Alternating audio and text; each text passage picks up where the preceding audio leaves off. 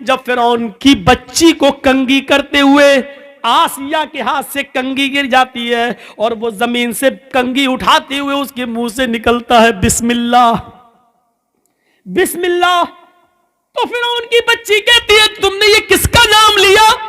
کہا میں نے اللہ کا نام لیا، اپنے رب کا نام لیا۔ فرعون کی بچی کہتی ہے یعنی میرے باپ کا۔ آسیہ کہتی ہے نہیں، اس اللہ کا جو میرا بھی اللہ اور تیرے باپ کا بھی اللہ ہے۔ پھر اس نے اپنے باپ سے اپنی آسیہ کی شکایت کی، فرعون نے طلب کر دیا۔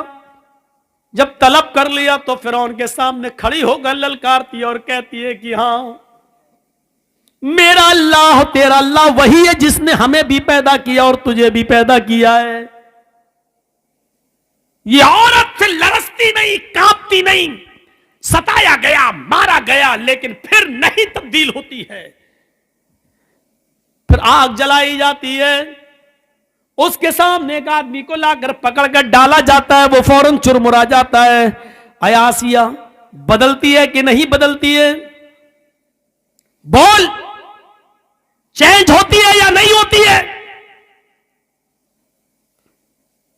جواب دیتی ہے کہ نہیں۔ چھوٹا سا بچہ اس سے چھین لیا جاتا ہے، تھوڑی دیر کے لیے سسک جاتی ہے کہ اب میری بچی آگ کے حوالے کر دی جائے گی، تھوڑی دیر کے لیے کانپ جاتی ہے، لیکن اللہ نے اس بچی کو قوت گویائی دی۔ ماں ڈرو نہیں، ہمیں جلایا جائے گا لیکن یہ تکلیف تھوڑی دیر کے لیے ہے، جنت کی نعمتیں ہمارا انتظار کر رہی ہے۔ ماں کود جانا، چھلانگ لگا دینا۔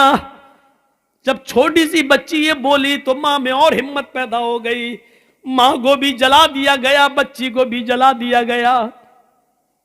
اگر شیطان کا جال کہا ہے تو وہ اپنے مکر و فریب کی وجہ سے، لیکن عورت وہ ہے جب اس کے اندر ایمان جاگتا ہے تو فرعون کے سامنے بھی وہ للکارتی ہے، اس کے سامنے نبردآزما رہتی ہے اور فرعون کو اللہ ماننے سے انکار کر دیتی ہے۔ عورت میں جب ایمان پیدا ہوتا ہے تو وہ اسما بنتی ہے، اور وہ اسما بنتی ہے ابو بکر کی سالی عائشہ کی بہن، ابو بکر کی بیٹی عائشہ کی بہن اور محمد رسول اللہ کی سالی۔ غور کرو، جب اس کے بیٹے عبداللہ کو حجاج ابن یوسف نے تیر مار کے زخمی کر دیا اور اس کی گردن کاٹ دی اور کعبے کی دیوار پہ لٹکا دیا، بلایا اسما کو، بلاؤ۔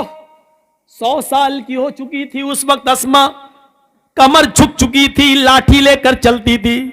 اے حجاج تو نے کیوں بلایا؟ اے حجاج تو نے مجھے کیوں بلایا؟ کہ تیرا بیٹا قتل کر دیا گیا۔ مسکرا کے کہتی ہے اللہ کے شیر کبھی قتل نہیں ہوتے ہیں، یقین نہیں آتا ہے؟ کہا نہیں۔ کہا اپنے بیٹے کی کٹی ہوئی گردن دیکھے گی؟ کہتی ہے دکھا کہاں ہے؟ کعبے کی دیوار کی طرف اشارہ کیا کہ دیکھ۔ وہ بڑھیا کی کمر جھکی ہوئی تھی، صحیح سے گردن نہیں اٹھا پا رہی تھی، لاٹھی اس نے چھوڑ دی اور سیدھے کھڑی ہوئی، اللہ نے اس کی کمر کو سیدھے کر دیا، کھڑی ہو جاتی ہے۔ 100 سال کی بوڑھی ہے، ایک بھی دانت نہیں گرا ہے، آنکھوں کی روشنی کم نہیں ہوئی ہے، اپنے بیٹے کی کٹی ہوئی گردن کعبے کی دیوار پہ دیکھتی ہے، پہلے ہنستی ہے پھر روتی ہے۔ حجاج نے پوچھا آئے اسما، میں نے تجھے روکا تھا کہ اپنے بیٹے کو میرے خلاف بغاوت پر مت اتار، لیکن تو نہیں مانی، تو نے اپنے بیٹے کو زرہ پہننے تک سے منع کر دیا کہ بیٹے لوہے کی زرہ پہننے کی کیا ضرورت ہے، تیر سینے پہ لگتا ہے تو لگنے دے، تو نے میرے خلاف اس کو اکسایا، دیکھ اپنے بیٹے کی گردن لٹکی ہوئی اور آج کیوں رو رہی ہے۔ یہ ہنسنے اور رونے کا سبب مجھے پتہ نہیں چلا، کیوں پہلے ہنستی ہے اور بعد میں روتی ہے۔ کہتی ہے حجاج یہ تو نہیں سمجھے گا۔ حجاج نے کہا وہی تو سمجھنا چاہتا ہوں، آیا اسما جا رہی ہے تو جا، اپنے بیٹے کے یہ بیٹے کی گردن، اس کی باڈی تیرے گھر پہنچا دی جائے گی۔ जनाजा वनाजा पढ़कर उसको दफना दिया जाए, लेकिन हंसने और रोने की वजह बता। तो यही अस्मा है जो हंसने की वजह बताती है कि आए हज्जाज, अपने बेटे की खुशकिस्मती पे हंस रही हूं और रोई इसलिए कि वो मेरी बदकिस्मती है, अपनी बदकिस्मती पे रो रही हूं। हज्जाज ने कहा तेरे बेटे की खुशकिस्मती क्या है? उसकी गर्दन तो कट गई और तू खुशकिस्मती कह रही है, और तेरी बदकिस्मती क्या है जो तू रो रही है? उसने कहा हज्जाज, मेरे बेटे की खुशकिस्मती है कि गर्दन कटने के बाद, जान छीनने के बाद, उसके जिस्म को, उसकी गर्दन को उसके जिस्म से अलग करने के बाद, सब कुछ छीनने के बाद भी तूने मेरे बेटे की मुस्कुराहट नहीं छीन सका है। आए हज्जाज, काबे की दीवार पे लटका हुआ मेरे बेटे की गर्दन मुस्कुराते हुए कह रही है अभी शहीद के मरने का वक्त नहीं आया है। अल्लाह की राह में जो कत्ल कर दिया जाए वो मरता कहां है? वो तो जिंदा है। मेरे बेटे की कटी हुई गर्दन, हंसता हुआ चेहरा ये कह रहा है कि मेरा बेटा मरा नहीं है, अभी इस खतीब के मरने का वक्त नहीं आया है। अच्छा, तो तेरी बदकिस्मती क्या है? आए हज्जाज, मैं रो इसलिए रही हूं क्योंकि ये मेरी बदकिस्मती है कि अल्लाह ने मुझे मेरी कोख से ऐसा बहादुर एक ही बेटा दिया है। अपनी बदकिस्मती पे इसलिए रो रही हूं कि अगर मेरे और बेटे होते, 1000 बेटे भी होते, तो आज अपने 1000 बेटों की गर्दनों को काबे की दीवार पर लटकता हुआ देखती। मेरे भाइयों, जहां अल्लाह के नबी ने औरत को शैतान का जाल कहा है, लेकिन इस औरत की खूबी देखो कि वो अपने बेटे की शहादत पर मुस्कुरा रही है और अपने बेटे की कटी हुई गर्दन को देखती है तो मुस्कुराती है और अपनी बदकिस्मती पर रो रही है। इन औरतों ने एक नुमाया कारनामा अदा किया है, अपने बेटों को बहादुर बनाने का कारनामा अदा किया है। मेरे भाइयों, औरतें कभी किसी मैदान में पीछे नहीं रही हैं, कभी किसी मैदान में औरतें पीछे नहीं रही हैं, कभी किसी जंग में औरतें पीछे नहीं रही हैं। अगर साहबे किराम तीर और तलवार चलाते थे तो औरतें पानी की मशकें अपनी पीठ पर लाद कर जख्मियों को पानी पिलाती थी, उनके जख्मियों के मरहम अपने हाथों से फायर रखकर उनके खून के धब्बों को पोंछती थी। औरतें कभी किसी मैदान में पीछे नहीं रही। हाँ, बाज औरतें तो ऐसी भी थी जो अल्लाह के नबी के पास आकर कहती थी, अरे अल्लाह के नबी, कयामत के दिन ये मर्द जन्नत में पहले जाएंगे, हम बाद में, इसलिए कि आपने जिहाद का हुक्म दिया है। ये मर्द बढ़ चढ़कर हिस्सा लेते हैं, ये जिहाद में जाते हैं, फिर अल्लाह की राह में कत्ल कर दिए जाते हैं, ये शहीद होते हैं और शहीद का दर्जा बहुत ऊंचा है। अरे अल्लाह के रसूल, हमें भी इजाजत दीजिए कि हम मैदान जंग में जाएं, हम भी लड़े और कत्ल हो जाएं और अल्लाह मुझे जन्नत में जाने का हुक्म नाफिज फरमाए। औरतों का जज्बा देखो, औरतें आती और इजाजत मांग रही हैं, लेकिन अल्लाह के नबी सल्लल्लाहु अलैहि वसल्लम फरमाते हैं, औरतों, तुम्हें जंग में जिहाद की इजाजत नहीं दी जाएगी, तुम अपने घरों में रहकर अपने शौहरों की खिदमत करो, अपने बच्चों को पाल पोस कर बड़ा करो, तुम्हें वही सवाब दिया जाएगा जो इन मर्दों को, इन सहाबा को जिहाद का दिया जा रहा है। अंदाजा लगाइए, औरतें कभी किसी मैदान में पीछे नहीं रही हैं। कहां हैं औरतें पीछे? कभी नजर डाल के देखो इस्लामी तारीख पर, औरतें कभी पीछे नहीं रही हैं, किसी भी मैदान में पीछे नहीं रही हैं। उस औरत को देखो, उस औरत को देखो जो अपने छोटे छोटे बच्चों से कहती है, एक बच्चे की उम्र 7 साल और एक बच्चे की उम्र 9 साल, कहती है मेरे बेटो, ये जो सामने खड़ा है ये अबू जाल है, ये तुम्हारे नबी जनाब मोहम्मद रसूलुल्लाह को गालियां देता है। गौर करो कि वो दोनों बच्चे एक ऊंचे टीले पे चढ़ जाते हैं और एक बच्चा तलवार लेकर पीछे खड़ा हो जाता है। एक का नाम है मुआज और एक का नाम है मुआविज।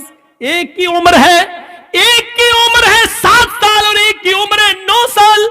एक बच्चा पहाड़ी पे चढ़ा है, एक बच्चा तलवार पीछे छिपाए हुए खड़ा है जमीन पर। जैसे अबू जहल घोड़ा दौड़ाते हुए आता है, ऊपर वाले बच्चे ने देखा कि बिल्कुल करीब आ गया है, बास की तरह झपटा ऊपर से छलांग लगाता है और अबू जहल के घोड़े पर गिरकर अबू जहल को नीचे गिरा देता है। जैसे अबू जहल को नीचे गिराता है, 9 साल का बच्चा उसकी गर्दन पर तलवार मारता है और अबू जहल की गर्दन को काट देता है। मेरे भाइयों, पूरी गर्दन अलग नहीं करता है और पेट पर वार करता है, गर्दन पे तलवार चलाता है। अबू जहल बिल्कुल मरने के करीब है। मुआज कहता है कि अबू जहल को मैंने कत्ल किया, मुअव्विज कहता है कि इसको मैंने मारा। वहां चंद साहबा खड़े थे, कह रहे हैं कि क्यों लड़ते हो, तुमने कूद कर इसको गिराया, इसने तलवार चलाई, अगर तुमने न गिराया होता तो ये कैसे मारता, लिहाजा तुम दोनों ने इसके मारने में मदद की है, लिहाजा तुम दोनों ने मारा है। क्यों लड़ते हो भाई, भाई आपस में क्यों लड़ते हो? अफरा तेरी किस्मत का क्या कहना, अफरा तेरी किस्मत का क्या कहना, अफरा तेरी किस्मत का क्या कहना। तूने बच्चे भी पैदा किए तो इतने बहादुर कि जब तक कयामत ना आ जाए इन बच्चों की बहादुरी को लोग सलाम करते रहेंगे। गौर कीजिए, ये इन बहादुर बच्चों को जन्म देने वाली एक औरत थी। मां एक, बाप दो, एक बाप से एक बच्चा पैदा हुआ, बाप का इंतकाल हो गया, मां ने इद्दत गुजारी, फिर दूसरी शादी की, दूसरे बाप से दूसरा बच्चा पैदा हुआ। लेकिन इन दोनों भाइयों की मोहब्बत देखो, एक की उम्र 7, एक की उम्र 9 साल। अफरा तेरी किस्मत का क्या कहना, तूने बच्चे भी जने तो इतने बहादुर। अबू जहल कुरैश के सरदार का कत्ल किया तो उमर ने नहीं किया, हमजा ने नहीं किया, अली ने नहीं किया, इन बहादुरों के हाथों नहीं मारा गया। मारा भी गया अबू जहल तो इन छोटे छोटे मासूम बच्चों के हाथों। इसलिए मरते वक्त वो कह रहा था, मेरी बदकिस्मती कितनी है, मेरी बदकिस्मती देखो, मैं कुरैश का जितना बहादुर सरदार हूं, मारा भी जा रहा हूं इन छोटे छोटे मासूम बच्चों के हाथों। मोहम्मद ने इन बच्चों को इतना बहादुर बना दिया तो जवानों का हाल क्या होगा। मेरे भाइयों, इन बहादुर बच्चों को जन्म देने वाली भी एक औरत थी। औरत के कारनामों को कभी भुलाया नहीं जा सकता है। ये वही खंसा थी, ये वही खंसा थी जो हालत कुफ्र में अपने भाई जब उनको कत्ल कर दिया गया तो रोती थी, अपने भाई सखर की याद में रोती थी, और जब भी सूरज निकलता था और बिस्तर पे सोने जाती थी तो रोती थी, कहती थी युज़क्किरुनी तुलू शम्सी सखरा अज़कुरुहु लिकुल्लि गुरूब शम्सिन। ऐ सूरज तू क्यों निकलता है, मत निकला कर। ऐ सूरज तू पूरब से क्यों निकलता है, ईस्ट से क्यों चमकता है, मत निकला कर। जब तू निकलता है तो मुझे मेरे भाई सखर की याद आ जाती है। आए रात तू क्यों आती है, आए सूरज तू क्यों छिप जाता है, आए रात तू क्यों आती है, जब भी तू आती है तो मुझे मेरे भाई सखर की याद आती है। गौर करो, जो औरत खंसा अपने दोनों भाइयों की याद में रोती हो और इतना रोती हो कि हर सुबह ये कहती हो, ऐ सूरज तू क्यों निकलता है, मेरे भाई की याद दिला देता है, और रात में सोती है बिस्तर पे तो कहती है रात तू क्यों आती है, मुझे मेरे भाई सखर की याद आती है।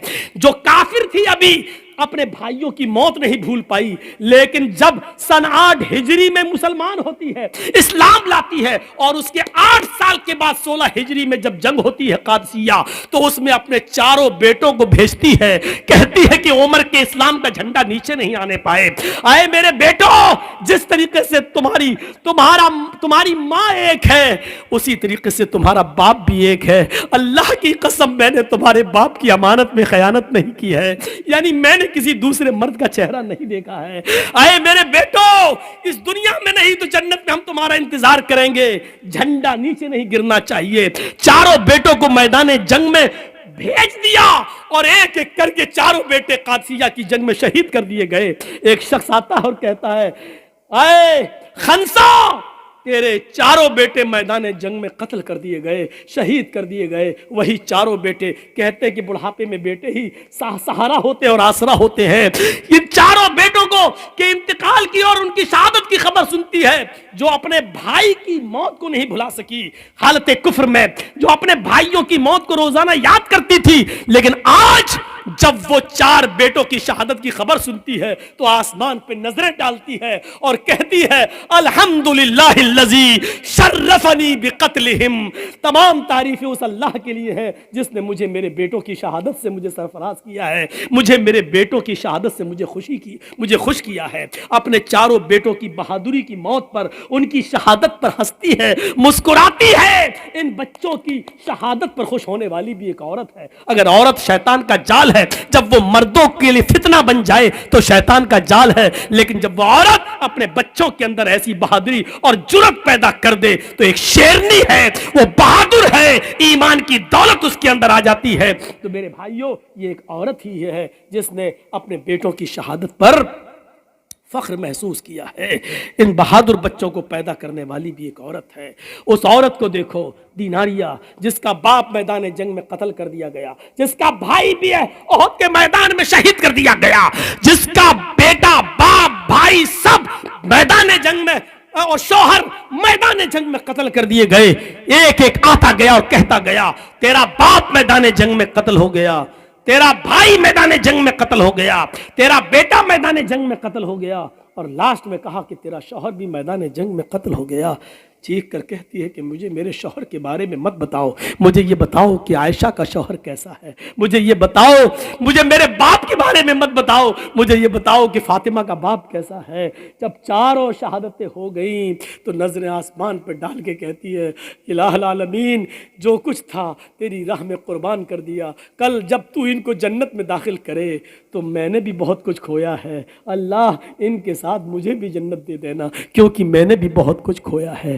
اپنے شوہر، اپنے باپ، اپنے بھائی اور بیٹے، ان کی شہادت پر گھبراتی نہیں ہے، اور یہ کہہ رہی ہے کہ محمد صلی اللہ علیہ وسلم کیسے ہیں؟ جواب دیا الحمدللہ ان کو کچھ نہیں ہوا، کہ نہیں مجھے چل کے دکھا، جب میرے باپ کو کچھ نہیں، میرا باپ شہید، میرا بیٹا شہید، میرا بھائی شہید، میرا شوہر شہید، اور تو کہہ رہا نبی کو کچھ نہیں ہوا، مجھے شکل دکھا۔ اس نوجوان نے کہا ماں آپ میرے گھوڑے پر بیٹھ، اس نے گھوڑے پہ بٹھایا، خیمے پہ لے گیا اور اس نے پردہ ہٹایا، دیکھ محمد رسول اللہ ٹھیک ہے۔ اس نے اس چاند سے چہرے کو دیکھا جس چہرے کو دیکھ کر کبھی حسان ابن ثابت نے کہا تھا وَأَحْسَنَ مِنْكَ لَمْ تَرَ قَطُّ عَيْنِي وَأَجْمَلَ مِنْكَ لَمْ تَلِدِ النِّسَاء، ایسا خوبصورت بیٹا، ایسا حسین بیٹا، وَأَحْسَنَ مِنْكَ لَمْ تَرَ قَطُّ عَيْنِي، میری آنکھوں نے آپ سے زیادہ حسین کسی کو دیکھا ہی نہیں، اور ایسا خوبصورت بیٹا میں آج تک دنیا کی کسی عورت نے پیدا ہی نہیں کیا جیسے محمد ہے۔ اس چہرے کو دیکھ کر کبھی حسان نے کہا تھا،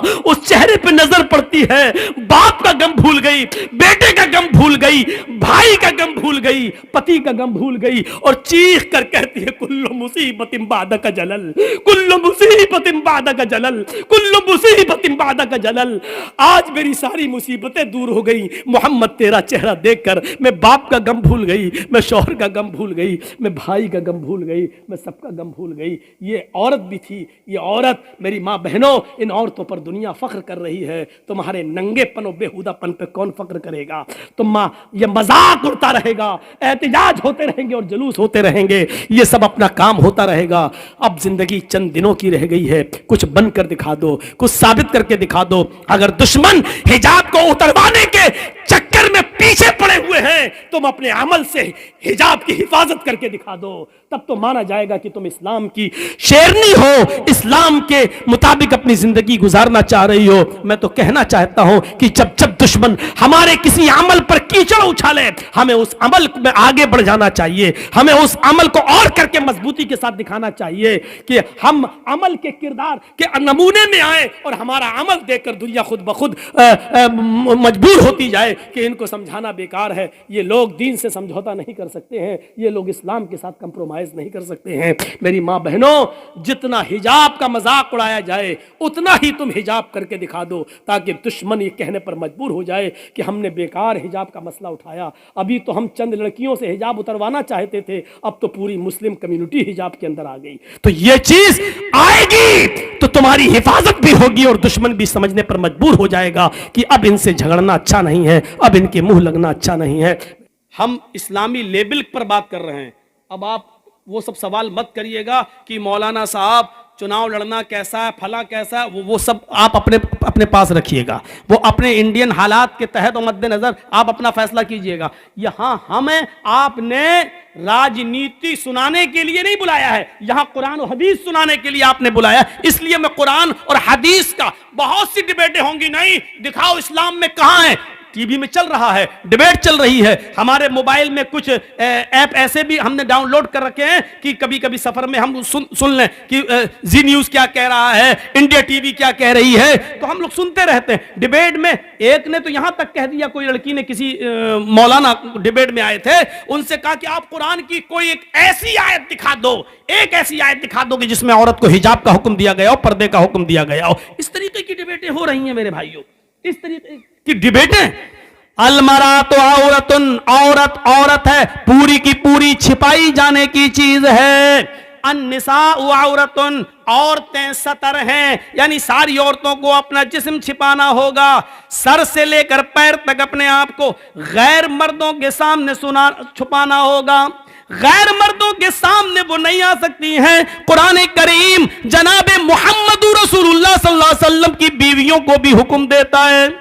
سنیے, قرآن نبی کی بیویوں کو بھی حکم دیتا ہے, یا نساء النبی لستن کاحد من النساء ان اتقیتن فلا تخضعن بالقول فیطمع الذی فی قلبہ مرض ولا تبرجن تبرج الجاہلیت الاولی. قرآن نبی کی بیویوں سے کہتا ہے, اے نبی کی بیویوں, یا نساء النبی, اے نبی کی عورتوں, اے نبی کی بیویوں. اس میں خدیجہ بھی شامل ہے, اگرچہ وہ اس دنیا میں نہیں ہے, عائشہ بھی ہیں, سودا بھی ہیں, زینب بنت جہش بھی ہیں, ام سلمہ بھی ہیں, ام حبیبہ بھی ہیں. نبی اکرم کی ساری بیویاں شامل ہیں. اور قرآن نبی کی بیویوں سے, اللہ نبی کی بیویوں کو حکم دے رہا ہے, اے نبی کی بیویوں, اے نبی کی عورتوں, اے نبی کی وائفز, اے نبی کی بیویوں, تم عام عورتوں کی طرح نہیں ہو, تم اور دنیاوی عورتوں کی طرح نہیں ہو. یا نساء النبی لستن کاحد من النساء, تم دنیا کی اور عورتوں کی مثل نہیں ہو, ان کی طرح نہیں ہو. ان اتقیتن, اگر تم اللہ سے ڈرتی ہو تو, اگر تم اللہ والی ہو تو, اگر اللہ کا خوف تمہارے اندر ہے تو تم اور عورتوں کی طرح نہیں ہو. فلا تخضعن بالقول, اے نبی کی بیویوں, اگر تمہارے پاس کوئی آ جائے اور تم سے گفتگو کرنے لگے تو تم ماں ہو سب کی, اس لیے اے نبی کی بیویوں, جب تم سے کوئی آدمی بات کرنا چاہے, گفتگو کرنا چاہے, تو تم ان سے گفتگو کر سکتی ہو, بات چیت کر سکتی ہو, لیکن بات چیت کرتے ہوئے تمہارا لہجہ نرم نہیں ہونا چاہیے. فلا تخضعن بالقول, تمہاری بات چیت میں نرمی نہیں ہونی چاہیے, تمہاری بات میں مٹھاس نہیں ہونی چاہیے. جب تم کسی سے گفتگو کرو تو تمہاری آواز میں سریلا پن, میٹھا پن نہیں ہونا چاہیے, بلکہ معمولی سختی ہونی چاہیے. لہجے کے اندر تھوڑا کڑک پن ہونا چاہیے. اگر تم نرمی سے بات کرو گی, اگر تم سویٹ بن کر, سافٹ ہو کر تم کسی سے گفتگو کرو گی, فیطمع الذی فی قلبہ مرض, تو جن مردوں کے دلوں میں بیماری ہے, عشق کا بھوت اور پیار کا بھوت بہت جلدی ان پر چڑھتا ہے. فیطمع الذی فی قلبہ مرض, جن کے دلوں میں بیماری ہے, وہ تمہارے سافٹ آواز سے, وہ تمہاری نرم و ملائم لہجے سے طرح طرح کے خیالات اپنے دل میں پال لے گا, طرح طرح کے وچار اپنے دماغ میں رکھ لے گا, اپنے مائنڈ میں لے آئے گا. اے نبی کی بیویوں, جب تم کسی سے بات کرو تو تمہاری آواز میں نرمی نہیں ہونی چاہیے. فیطمع الذی فی قلبہ مرض, ورنہ بیمار دل والے تمہاری سافٹ سے, تمہارے نرم لہجے سے وہ اپنے دماغ میں, اپنے مائنڈ میں غلط خیالات پیدا کر لیں گے. یعنی شاید یہ سوچ لیں, ہوتا نا کسی نے جی ہاں ہنس کے مسکرا کے تھوڑی سی بات کر لیں, تو اب بار بار فون ہوتا ہے, رانگ نمبر لگ گیا. اب ہم کو پڑھا رہے ہو, یہ رانگ نمبر جو بار بار لگ رہا ہے, کیوں لگ رہا ہے؟ کیوں؟ یہ اسی سافٹ پن کا نتیجہ ہے. اگر پہلی بار لڑکی فون اٹھا کے کہتے کون, کیا بات ہے, یہ رانگ نمبر لگا کیسے, کیوں آیا ہے, چلو ٹھیک ہے پہلی بار آ گیا آئندہ نہیں آنا چاہیے، بس ہو گیا ختم، گالی بھی نہ دو، ہٹ ہٹ چل، یہ بھی مت، یہ کچھ کہنے کی ضرورت نہیں ہے، بس آواز میں تھوڑی سی سختی ہو، نرم لہجہ نہ ہو، دوبارہ آپ کے پاس فون نہیں آئے گا، ارے بڑی ٹائٹ ہے۔ فَيَطْمَعَ الَّذِي فِي قَلْبِهِ مَرَضٌ، آئے نبی کی بیویوں اس طریقے کی بات نرم لہجہ نہیں ہونا چاہیے۔ وَقَرْنَ فِي بُيُوتِكُنَّ، اور اپنے گھروں کو مضبوطی کے ساتھ لازم پکڑ لو، اپنے گھروں سے بلا ضرورت تم باہر نہ نکلو، بہت سخت ضرورت ہو، بیمار ہو، ڈاکٹر کو دکھانے جانا ہے تو آپ جا سکتی ہو، اب ہر سنڈے کو ہی نہیں جاؤ، ہر سنڈے کو اپنے مائکے جانا ہے۔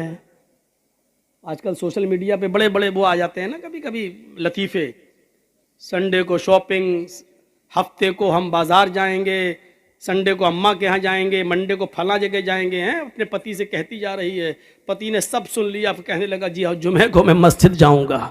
بیوی بولی وہ کیوں؟ کہا بھیک مانگنے۔ جب 6 دن تمہارے ساتھ اتنی جگہ جاؤں گا تو پھر اب رہ کیا گیا؟ 7واں دن اب ہے تو اب مسجد چلا جاؤں گا، کٹورا لے کے بھیک مانگوں گا۔ 6 دن کا حساب تم نے جڑا دیا، 1 دن کا ہم نے جڑا دیا، اب رہ کیا گیا؟ جمعہ بچا تو ہم مسجد میں چلے جاتے۔ حقیقت ہے کہ اتنے دنوں میں تو ہوئی گئی۔ عجیب حالات ہیں۔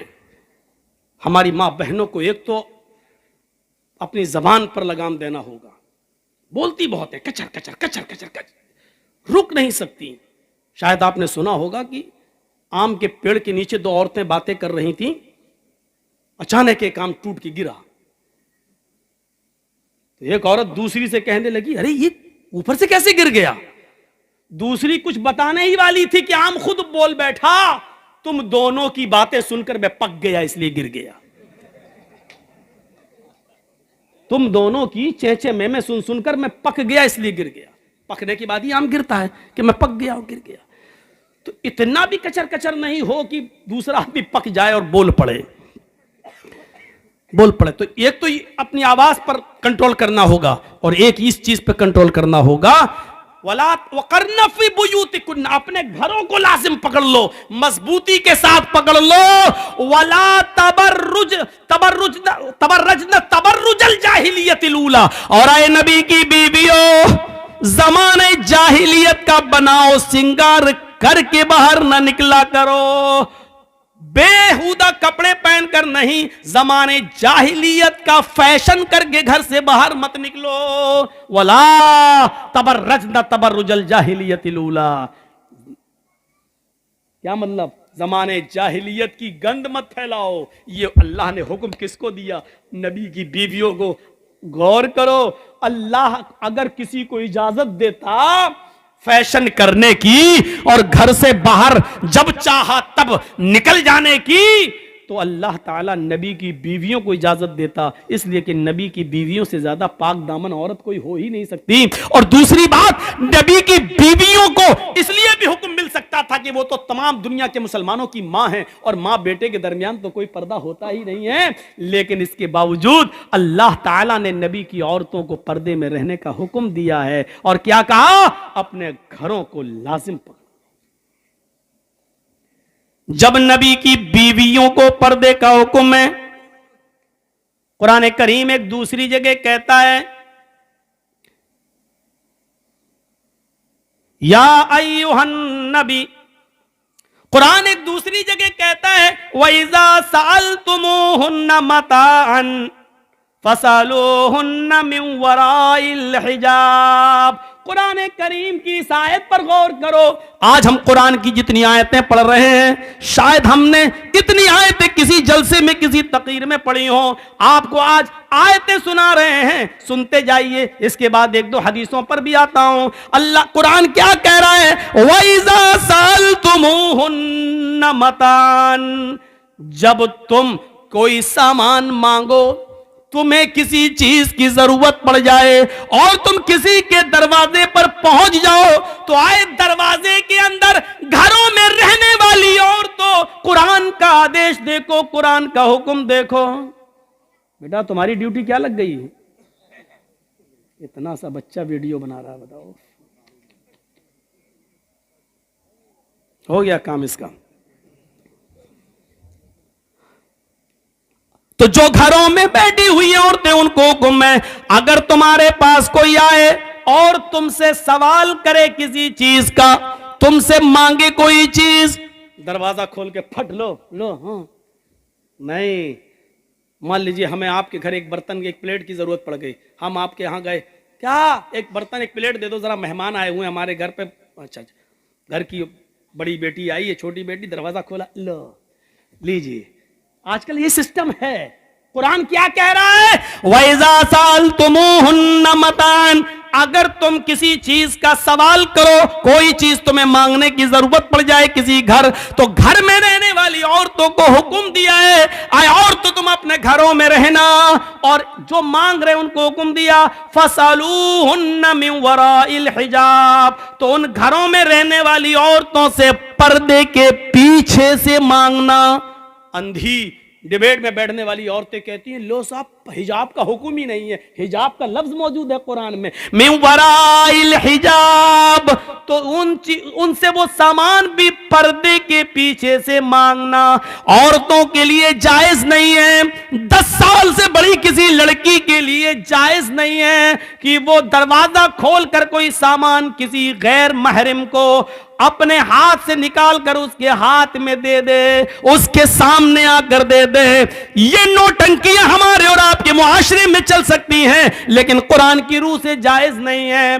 مانگنے والوں کو حکم ہے کہ پردے کی اوٹ سے مانگو, اور جو دے رہی ہیں سامان ان کو بھی حکم ہے کہ پردے کی اوٹ سے سامان دے. جب ان کو کوئی پلیٹ, موبائل یا رومال یا کپڑا اگر ان کو دینا ہی پڑے تو اپنے ہاتھوں میں گلیوز چڑھا لیں, اپنے ہاتھوں میں گلیوز چڑھا لیں, یا کوئی کپڑا گلیوز نہ ہو تو باندھ لیں, اور وہ سامان اٹھا کر ہلکا سا دروازہ کھول کر اور وہ پردے کے پیچھے سے وہ سامان دیں. اس طریقے سے وہ سامان دیں کہ ان کے ہاتھ کی ہتھیلی اور چہرہ, حالانکہ بہت سے لوگ ہتھیلی اور چہرے کا پردہ نہیں مانتے ہیں, ان کے پاس اپنے دلائل ہیں. ڈاکٹر ذاکر نائک جیسی شخصیت بھی چہرے اور ہاتھ کی ہتھیلی کا پردہ وہ نہیں مانتے ہیں. وہ کہتے ہیں کہ اس کا اگر عورت پردہ نہ کرے تو کوئی حرج نہیں ہے.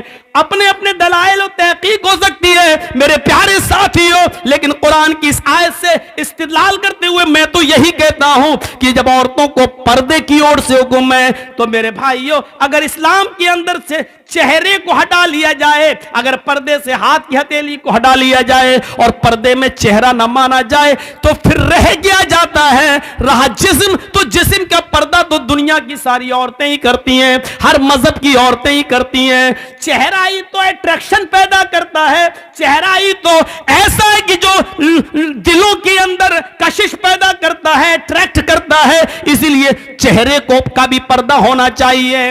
آئیے قرآن کی اس آیت کو سننے کے بعد ہم اس نتیجے پر پہنچتے ہیں کہ قرآن کی اس آیت پر ہم غور کر کے دیکھ لیں کہ عورتوں کو حکم ہے کہ مردوں کو کہ پردے کے پیچھے سے ان سے سامان مانگو, گھر میں گھس کر کوئی سامان آپ نہیں مانگیں. اس میں حجاب کا لفظ موجود ہے. آئیے قرآن کی ایک تیسری آیت کی طرف ہم آپ کو لے کے چلتے ہیں. قُل لِّلْمُؤْمِنَاتِ يَغْضُضْنَ مِنْ أَبْصَارِهِنَّ وَيَحْفَظْنَ فُرُوجَهُنَّ وَلَا يُبْدِينَ زِينَتَهُنَّ إِلَّا مَا ظَهَرَ.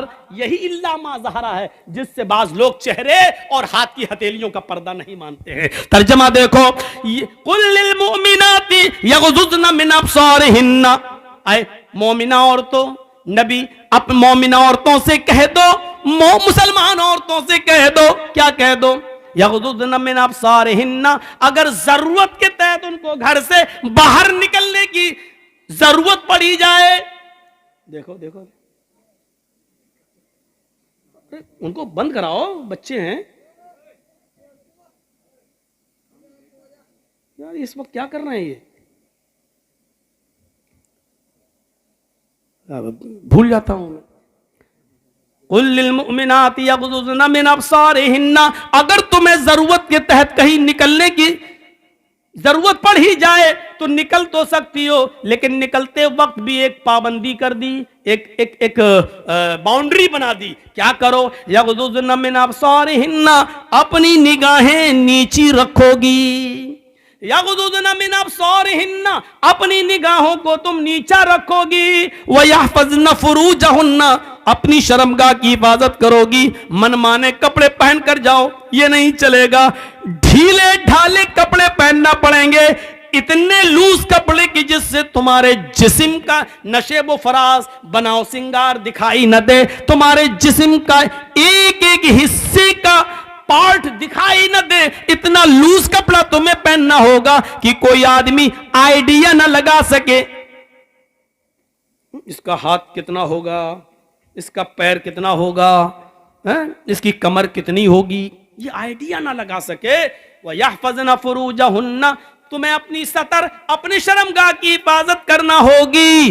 وَلَا يُبْدِينَ زِينَتَهُنَّ، جتنا بھی زیب و زینت، جتنا بھی بناؤ سنگار، جتنی بھی لپسٹک، جتنی بھی کریم، جتنی بھی پاؤڈر، جتنا بھی زیور اور جتنا بھی خوبصورت اور اٹریکٹ کرنے والے کپڑے تمہیں پہننا ہو، اپنے گھر میں پہن سکتی ہو، اپنے شوہر کے سامنے پہن سکتی ہو، جتنی کریم لپسٹک لگا سکتی ہو لگا لو، جتنا میک اپ کرنا چاہو کر سکتی ہو، لیکن جب ضرورت کے تحت گھر سے باہر نکلو تو وَلَا يُبْدِينَ زِينَتَهُنَّ، تو تمہارے بناؤ سنگار، تمہاری زیب و زینت غیر مردوں کے سامنے ظاہر نہیں ہونی چاہیے، غیر مردوں کے سامنے نہیں آنی چاہیے۔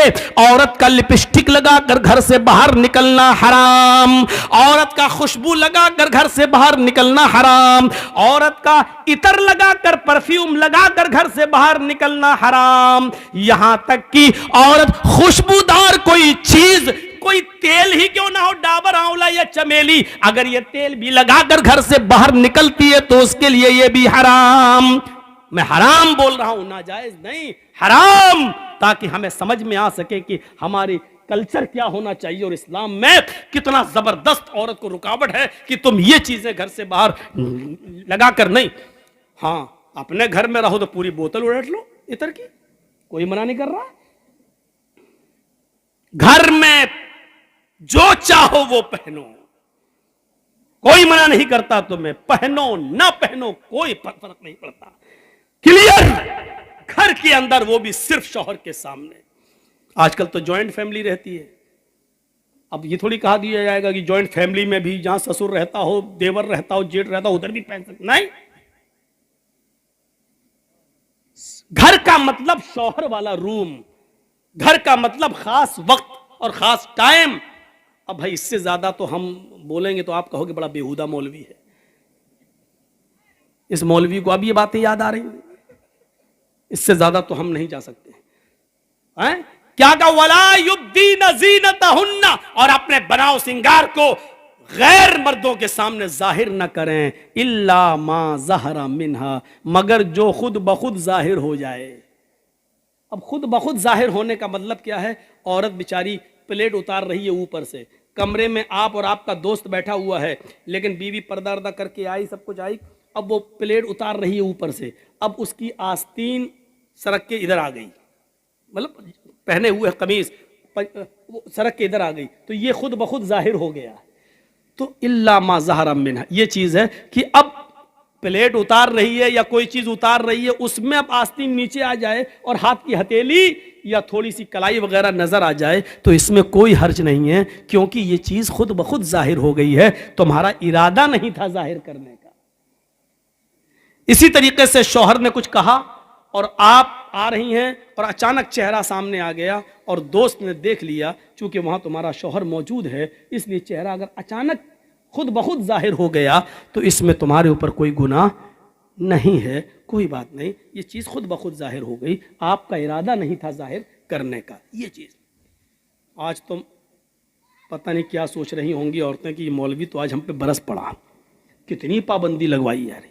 ہمیں معلوم ہے پابندی لگوا تھوڑی رہا ہوں میں، وہ تو تم کرو گی وہی جو کرتی آ رہی ہو،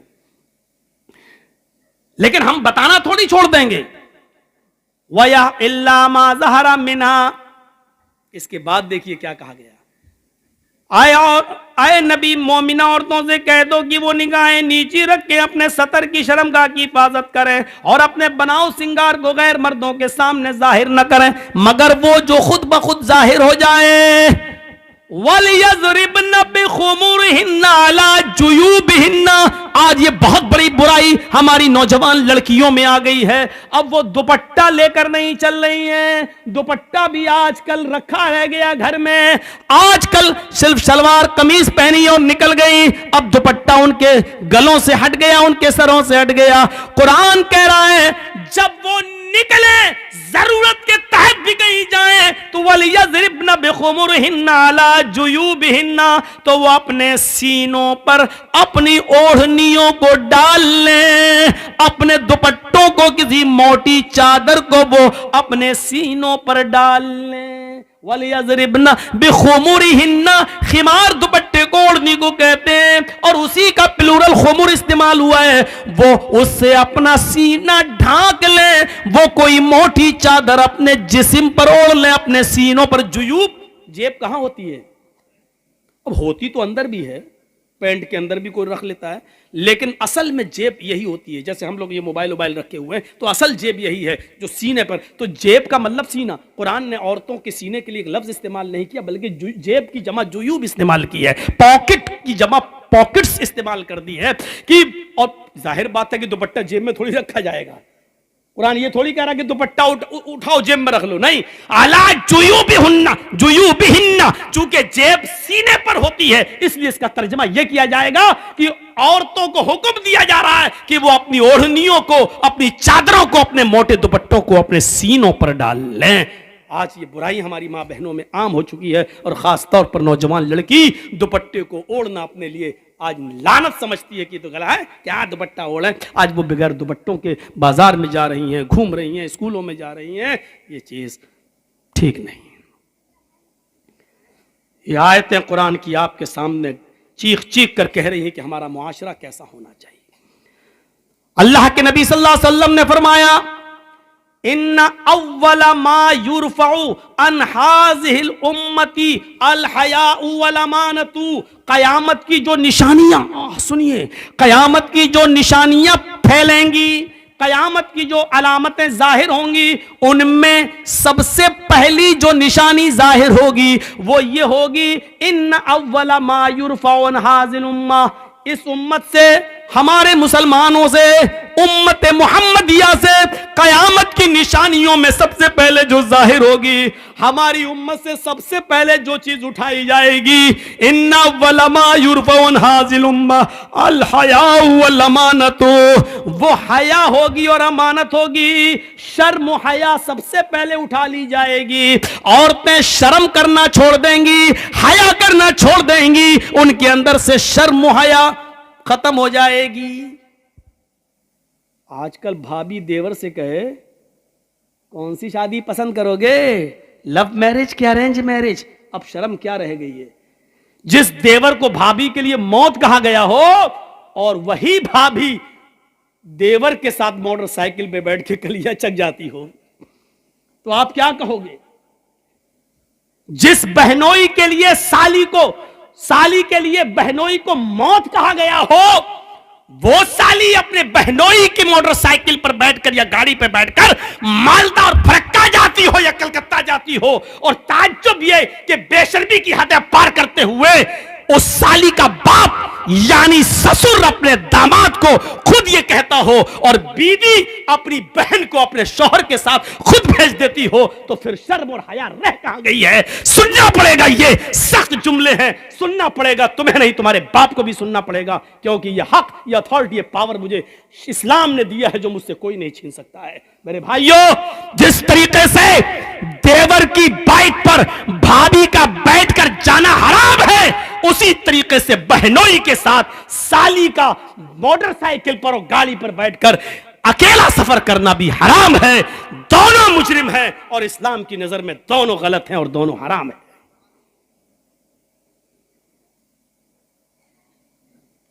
اب سب کی نظریں جا رہی ہوں گی, ہاں کون لے کے جاتا ہے اپنی سالی کو. سب کے دماغ گھوم رہے ہوں گے, کون ہے جو اپنی بھابھی کو لے کے جاتا ہے. بہت سے ہیں, اسکول میں پڑھاتی ہیں, ٹیچر ہیں. آدمی تو بیچارہ صبح دکان پہ چلا گیا, چھوٹا بھائی بھابھی کو پہنچانے جا رہا ہے اسکول, لینے بھی جا رہا ہے اسکول. اگر देवर और भाभी का रिश्ता इतना पाकीज़ा होता तो अल्लाह के रसूल कभी देवर के लिए मौत का लफ्ज इस्तेमाल ना करते।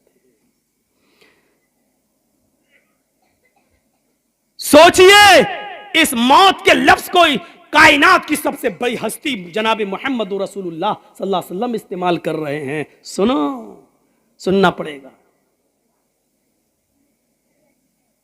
बीवी के साथ आप खाना खा रहे हैं,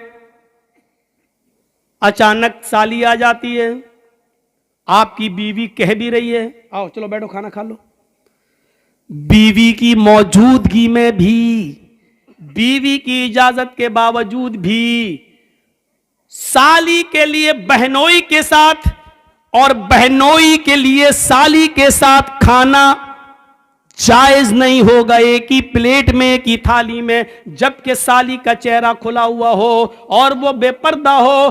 गौर कीजिए मेरे भाइयों, जब बीवी की मौजूदगी में भी साली के साथ बेपर्दगी के साथ अकेले में नहीं बैठ सकते हो तो साली को मालदा, कलकत्ता और कलियाचक और मुर्शिदाबाद और फरक्का कैसे ले जा सकते हो?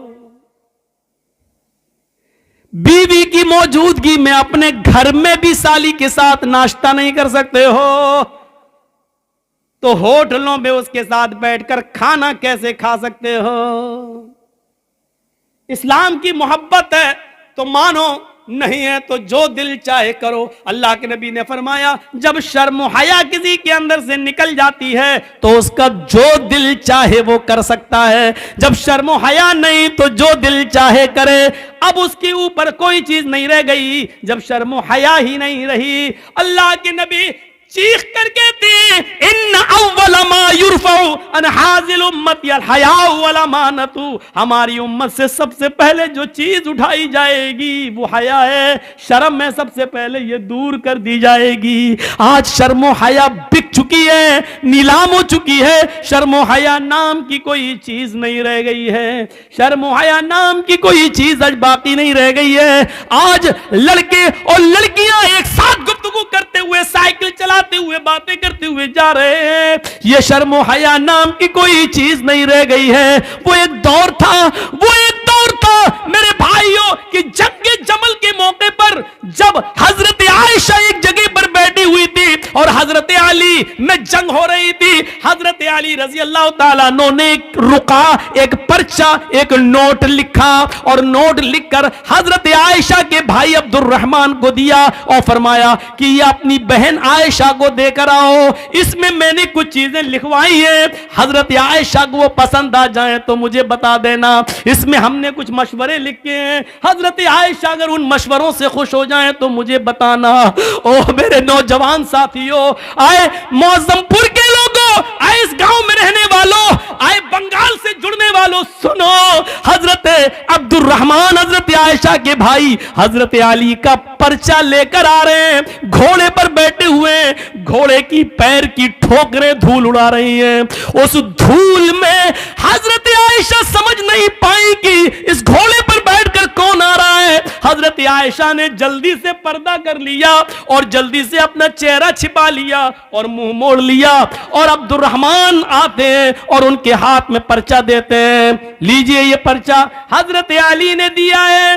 हजरत आयशा ने उस पर्चे को लिया और पर्चा पढ़ने से पहले कहा आय अल्लाह ये कौन सा दौर आ गया है, आय अल्लाह ये क्या जमाना आ गया है, अब लोग मेरे पास दिलेरी के साथ आना शुरू हो गए हैं, अब मेरे पास आने में शर्माते भी नहीं है, आय अल्लाह ये क्या देख रही हूं मैं कि लोग अब बिल्कुल निडर हो गए और लोग मेरे पास बरजस्ता आने लगे हैं। पहले आवाज देते थे, अपना नाम बताते थे, सब कुछ कहते थे, उसके बाद मेरे पास आते थे।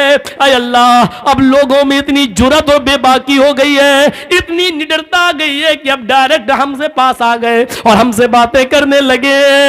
हजरत अब्दुल रहमान ने जब अपनी बहन आयशा के मुंह से ये जुमले सुने तो कहते हैं आए बहन जरा पलट कर देखो, मैं तुम्हारा अपना भाई अब्दुल रहमान हूं, मैं गैर नहीं हूं। तब हजरत आयशा ने पलट कर देखा तो सामने उनके सगे भाई खड़े थे। तब उन्होंने इत्मीनान का सांस लिया, तब उन्होंने चैन की सांस ली। मेरे भाइयों, हजरत आयशा का पर्दा करना اور اپنے بھائی سے کو پہچان نہ سکے تو یہ کہنا اب لوگوں میں یہ کتنی دلیری اور بہادری پیدا ہو گئی ہے کہ وہ اب بلا روک و ٹوک میرے پاس آ جاتے ہیں. اے اللہ یہ میں کیا دیکھ رہی ہوں. غور کیجئے اس جملوں پر حضرت عائشہ کی زبان سے یہ نکلنے والے جملے آج ہماری ماں بہنوں کو کیا درس دیتے ہیں.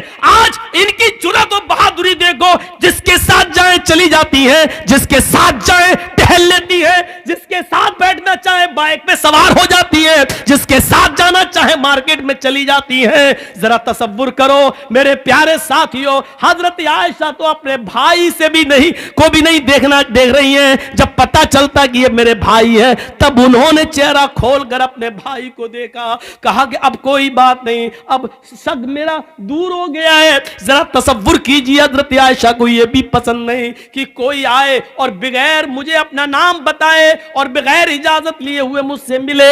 میری ماں بہنوں ہمیں سوچنا پڑے گا کہ یہ سب کیا ہے اور آج ہم کس دلدل میں گھسے ہوئے ہیں. ترقی اس کو نہیں کہا جا سکتا ہے جس کو ہم ترقی کا نام دے رہے ہیں. یہ ترقی نہیں ہے جس کو ہم ترقی کہہ رہے ہیں.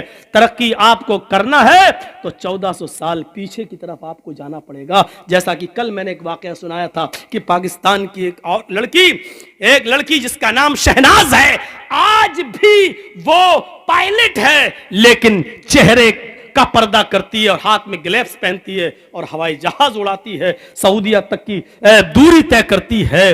اس کو سعودی اور کویت اور دبئی تمام لوگوں نے اس کو دعوت دی, لیکن اس نے کہا نہیں, ہم پاکستان کی لڑکیوں کے لیے عبرت بننا چاہتے ہیں, ان کو یہ سبق دینا چاہتے ہیں کہ ہم پردے کے اندر بھی اگر ترقی کرنا چاہیں تو کر سکتے ہیں. پردہ ہماری ترقی میں رکاوٹ نہیں ہے.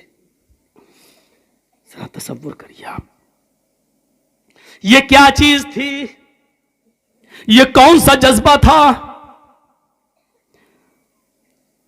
اللہ کے نبی اعلان کر رہے ہیں کہ النساء حبالۃ الشیطان. اب کیا رہ جاتا ہے اس حدیث کے بعد, اس جملے کے بعد اب کیا رہ جاتا ہے.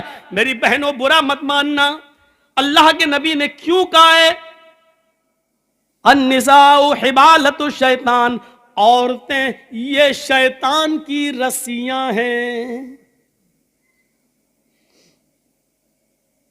نہیں, تمہیں برا نہیں ماننا چاہیے, ساری عورتیں اس میں شامل ہیں. کیا ہماری ماں نہیں ہے, کیا جرجیز کی بہن نہیں ہے, کیا جرجیز کی ماں نہیں ہے, عورتوں میں تو وہ بھی شامل ہے. تو پھر یہ کیوں سمجھتی ہو کہ میں تمہیں کہہ رہا ہوں شیطان کی رسی, جہاں اللہ کے نبی صلی اللہ علیہ وسلم نے تمہیں شیطان کی رسی کہا ہے وہاں یہ بھی فرمایا ہے کہ ان الدنیا کلھا متاع وخیر متاع الدنیا المرأۃ الصالحہ. دنیا ساری کی ساری فائدہ حاصل کرنے کی چیز ہے اور سب سے بہترین پونجی, سب سے بہترین فائدہ حاصل کرنے کی چیز جس سے فائدہ اٹھایا جائے وہ نیک عورت ہے. غور کرو, یہ بھی کہا جہاں شیطان کا جال کا ہے, شیطان کی رسی کا ہے, وہاں دنیا کی سب سے محبوب چیز بھی تمہیں بتایا ہے. اب دونوں کے فرق کو سمجھو. کیا کہا ہے النساء حبالۃ الشیطان لیصید بها الرجال, لیصید بها الرجال. شیطان کی رسیاں ہیں یہ عورتیں اور شیطان اسی جال کو ڈال کر, اسی رسی کو ڈال کر مردوں کا شکار کرتا ہے. شیطان جب کسی آدمی کو پھانستا ہے تو اسی شکار کا استعمال کرتا ہے, اسی جال کو پھینکتا ہے, اسی کو خوبصورت بنا کر مردوں کے سامنے پیش کرتا ہے. یہ چیز چیخ کر اللہ کے نبی نے کہا ہے, اسی کے ذریعے وہ بہکانے کی کوشش کرتا ہے. اور نہیں مانتے ہو تو سنو, بیت المقدس فتح ہو چکا ہے. مسلمانوں نے بیت المقدس کو دیکھنے کے لیے حضرت عمر فاروق کے پاس خبر بھیجی ہے, امیر المومنین بیت المقدس ہم نے فتح کر لیا ہے, آپ آئیے اور آپ 2 رکعت نماز اس میں پڑھا دیجئے تاکہ ہم آپ کے پیچھے نماز پڑھ لیں. بیت المقدس آئیے. حضرت عمر مدینے سے بیت المقدس کی طرف سفر کر رہے ہیں, بیت المقدس کی طرف چل رہے ہیں, بیت المقدس کی طرف جا رہے ہیں, بیت المقدس کی طرف جا رہے ہیں. راستے میں یہودیوں کی بستی پڑتی ہے، عیسائیوں کی بستی پڑتی ہے، راستے میں یہودی بھی ہیں عیسائی بھی ہیں، ان کی بستی پڑی ہوئی ہے۔ ان یہودیوں نے اور عیسائیوں نے اپنی اپنی لڑکیوں کو نیم برہنہ، آدھی ننگی لڑکیوں کو اپنے گھروں کی چھتوں پر کھڑا کر دیا ہے، اور یہ کہہ رکھا ہے کہ دیکھو اگر عمر کا کوئی بھی ساتھی تم میں سے کسی کو آواز دے یا اشارے سے بلائے تو تم میں سے کوئی بھی منع نہ کرے، جس کو بلائے وہ اس کے ساتھ چلی جائے۔ اگر عمر کے کسی ایک آدمی نے تمہارے ساتھ منہ کالا کر لیا، عمر کے کسی ایک ساتھی نے اگر تمہارے ساتھ زنا کر لیا، عمر کے کسی ایک ساتھی نے بھی اگر تمہارے ساتھ جسمانی تعلق قائم کر لیا تو ہم کامیاب ہو جائیں گے اپنے مقصد میں۔ یہودیوں نے اور عیسائیوں نے اپنی لڑکیوں کو نیم برہنہ اپنے گھروں کی چھتوں پر کھڑا کر دیا۔ غور کرو، یعنی شیطان نے اپنا جال بچھا دیا صحابہ کو بدنام کرنے کے لیے، صحابہ کو برباد کرنے کے لیے، صحابہ کے ایمان کو جھنجھوڑنے کے لیے، صحابہ کے ایمان کو ختم کرنے کے لیے۔ ادھر حضرت عمر فاروق کو جب یہ پتا چلا کہ ان یہودی اور عیسائیوں نے ایسا کر لیا تو انہوں نے حکم دیا کہ لوگوں میں پیچھے پیچھے چلوں گا، آگے آگے نہیں۔ سنو، یہودیوں کی لڑکیاں گندے اشعار پڑھیں گی، اپنی طرف تمہیں بلائیں گی، اپنی طرف تمہیں مائل کریں گی، میک اپ کیے ہوئے ہوں گی اور نیم برہنہ ہوں گی۔ آئے میرے ساتھیوں، تم لوگوں نے ایک لمبی جنگ لڑی ہے، کئی مہینوں سے تم اپنے گھر نہیں گئے ہو سکتا ہے کہ تم میں سے کسی کو اپنی بیوی کی یاد آ رہی ہو، کیونکہ کئی مہینے تم جنگوں میں رہے ہو اور اپنے بال بچوں سے، اپنی بیوی بچوں سے تم ملے نہیں ہو، اس لیے ہو سکتا ہے تھوڑی دیر کے لیے تمہاری نظریں ان یہودی لڑکیوں پر ٹک جائیں، ان عیسائی لڑکیوں پر ٹک جائیں، اور یہ بھی ہو سکتا ہے کہ نظروں سے نظریں ملیں اور یہ تیر نظروں کے راستے سے دل کے اندر پیوست ہو جائے۔ کہیں ایسا نہ ہو کہ پھر تم میں سے کوئی غلط کام کر بیٹھے، میں ننگی تلوار لے کر باہر پیچھے پیچھے چلوں گا، اگر تم میں سے کسی ایک کی نظر یہودی کی لڑکی پر اور عیسائیوں کی لڑکی پر پڑے گی تو میری تلوار اس کی گردن کی اوپر چلے گی۔ تمہارے قرآن کا حکم ہے قل للمؤمنات یغضضن من ابصارهن ويحفظن فروجهن ولا يبدين زینتهن، کہ تم جب بھی بازاروں میں یا کہیں چلو تو اپنی نگاہیں نیچی کر کے چلو۔ یہ عورتوں کا حکم ہے تو تمہیں بھی حکم ہے قل للمؤمنین یغضوا من ابصارهم، آئے محمد کے ساتھیو تم بھی نگاہیں نیچی کر کے چلو۔ تمہیں بھی حکم ہے اپنی نگاہیں نیچی رکھنا اور قرآن کی آیت پڑھتے ہوئے نکل جانا، کوئی کسی کی طرف نظر اٹھا کر نہیں دیکھے گا۔ حضرت عمر نے جب یہ خطبہ دیا، سارے صحابہ نے اپنے دل کی گہرائیوں میں پیوست کر لیا اور چلنے لگے۔ جب چلتے چلتے یہودیوں کی بستی آئی، یہودیوں کی لڑکیاں اور عیسائیوں کی لڑکیاں اس منظر کو دیکھ رہی ہیں، اور جب یہ اس گاؤں سے گزرنے لگے، ان کی چھتوں کے پاس سے گزرنے لگے تو ان کے میک اپ لائٹ مارنے لگے، ان کی خوبصورتی چمکنے لگی، ان کے حسن و جمال انگڑائیاں لینے لگے میرے بھائیوں، اور ساتھ میں سریلی اور میٹھی آواز میں بجنے والے گانوں نے میرے بھائیوں کانوں کے اندر ایک عجیب کھنکھناہٹ پیدا کر دی۔ لیکن جب وہ گانا گا رہی تھی تو محمد کے ساتھی عمر فاروق کے یہ ساتھی چیخ چیخ کر قرآن کی آیت پڑھنے لگے قل للمؤمنین یغضوا من ابصارهم ويحفظوا فروجهم، قل للمؤمنین یغضوا من ابصارهم ويحفظوا فروجهم۔ تھوڑی دیر لگی ہے کہ آپ کا یہ قافلہ اور صحابہ کا یہ قافلہ تھوڑی دور نکل جاتا ہے، قرآن کی ان آیتوں کے آگے ان گانوں کی آوازیں مدھم پڑ جاتی ہیں، سلو ہو جاتی ہے۔ صحابہ کرام یہ قرآن کی آیتیں پڑھتے ہوئے آگے نکل جاتے ہیں۔ ان لڑکیوں کی طرف کبھی جھانک کر بھی نہیں دیکھا ہے۔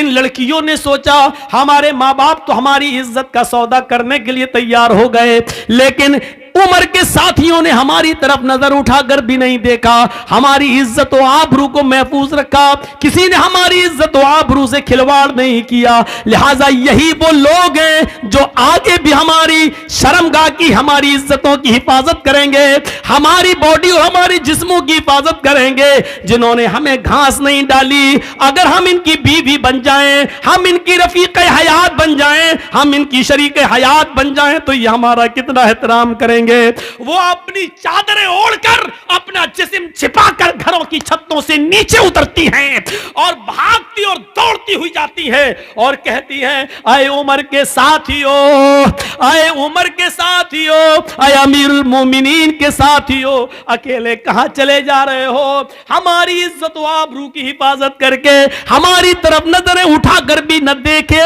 और चले जा रहे हो। हमारे माँ बाप ने तो हमारी इज्जतों का सौदा कर दिया था, लेकिन तुमने हमारी इज्जत व आबरू की तरफ नजर उठाकर भी नहीं देखा। तुम ही हमारी हिफाजत कर सकोगे। तुम्हारी पास जो किताब है, वो किताब हमें एक नई जिंदगी दे सकती है, वो किताब ही हमारी जिंदगी में इनकलाब पैदा कर सकती है, वो किताब ही हमारी जिंदगी में एक नया रोल अदा कर सकती है। आए मोहम्मद के साथियों, मुझे भी अपने साथ लेते चलो, ऐसे नहीं ले जा सकते हो। तो मैं कलमा पढ़ने के लिए तैयार हूं। अशहदु अल्ला इलाहा इल्लल्लाह व अशहदु अन्ना मुहम्मदन अब्दुहु व रसूलुहु। इन्होंने कलमा पढ़ा, फिर हजरत उमर फारूक ने उनको दर्स दिया। आए मेरी बहनों, तुमने कलमा पढ़कर इस्लाम कबूल कर लिया है, अब तुम अपनी बस्ती में रुकी रहो। हम बैतुल मुकद्दस से जब लौट कर वापस आएंगे और बैतुल मक़दिस से जब हम वापस मदीने की तरफ जाएंगे, तो हम तुम्हारी शादियां करवाएंगे, हम तुम्हें किसी की बीवी बनवाएंगे और फिर तुम्हें भी अपने साथ लेकर चलेंगे। हाँ हाँ, इस्लाम ही तुम्हारी हिफाजत करेगा, इस्लाम ही के अंदर तुम्हें सुकून मिलेगा, इस्लाम ही तुम्हें इज्जत की जिंदगी देगा। मेरे प्यारे साथियों, गौर कीजिए आप, ये कुरान की आयत की वजह से और यहूदियों ने देखो कि ये जाल बिछा दिया था मुसलमान सहाबा को बर्बाद करने के लिए, लेकिन कुरान की आयतें पढ़ के ये निकल गए। इसी को अल्लाह के नबी ने कहा, औरतें शैतान का जाल हैं, वो इसी जाल को फेंक कर मर्दों का शिकार करता है। बहुत कम लोग हैं जो इस जाल से बच पाते हैं।